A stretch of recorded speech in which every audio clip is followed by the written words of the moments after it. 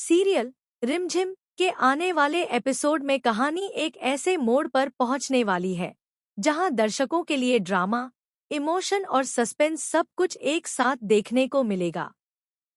क्योंकि अब कहानी का फोकस रिमझिम के टूटते हुए हौसले, उसके दिल के दर्द और उसके बड़े फैसले पर आने वाला है।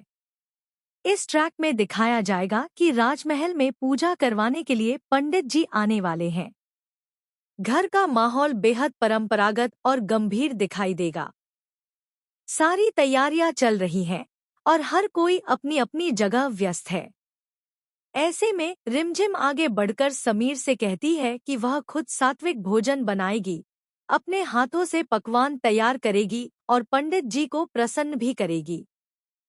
उसके चेहरे पर आत्मविश्वास भी है और यह उम्मीद भी कि इस बार वह सबको साबित कर देगी कि वह इस घर की बहू ही नहीं, बल्कि इस परिवार की जिम्मेदार सदस्य भी है।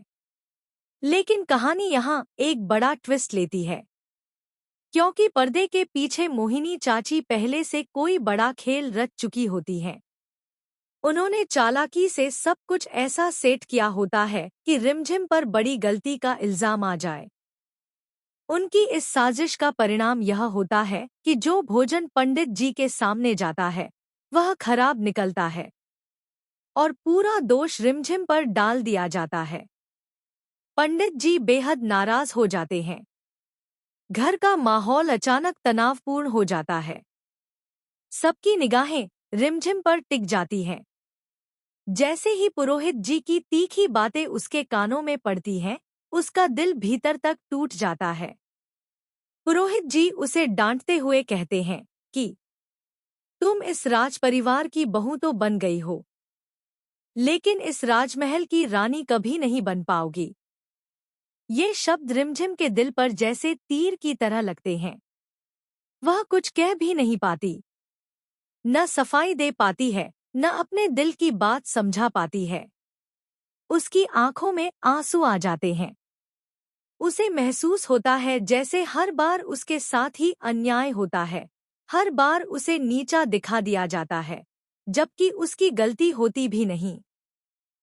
पुरोहित जी के जाने के बाद महल का माहौल शांत तो हो जाता है, लेकिन रिमझिम का दिल पूरी तरह से बिखर चुका होता है। वह अकेले कमरे में बैठकर रोती है, सोचती है कि क्यों हमेशा उसे ही गलत समझा जाता है, क्यों हर बार उसकी नियत पर शक किया जाता है। उसे ऐसा लगता है जैसे वह चाहे जितनी कोशिश कर ले, फिर भी उसे इस घर में उसका हक और इज्जत नहीं।